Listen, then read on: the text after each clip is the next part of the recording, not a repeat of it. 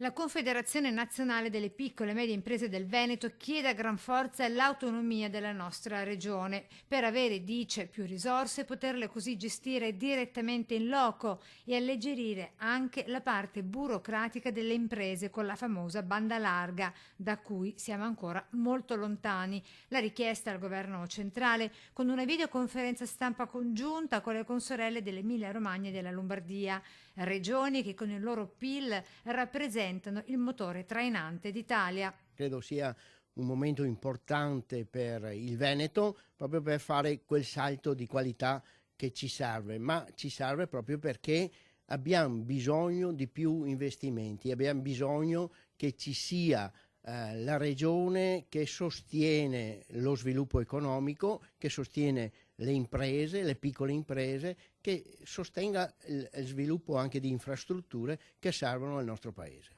E resta sempre il Veneto la forza economica maggiore di tutto lo stivale. Noi facciamo il 40% del PIL in Italia e abbiamo il 54% dell'esportazione nazionale, per cui siamo tre regioni che tirano la carretta dell'Italia.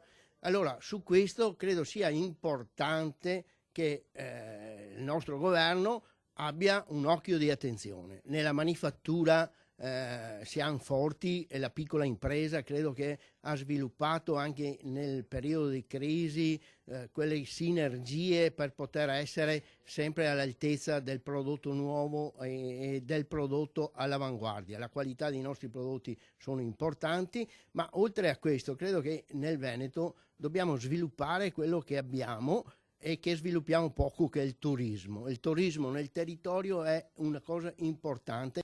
Ed è subito polemica con le regioni del sud, Campania in testa, i timori sono quelli noti. È incapibile che pensano che avendo l'autonomia queste tre regioni portano via risorse a loro.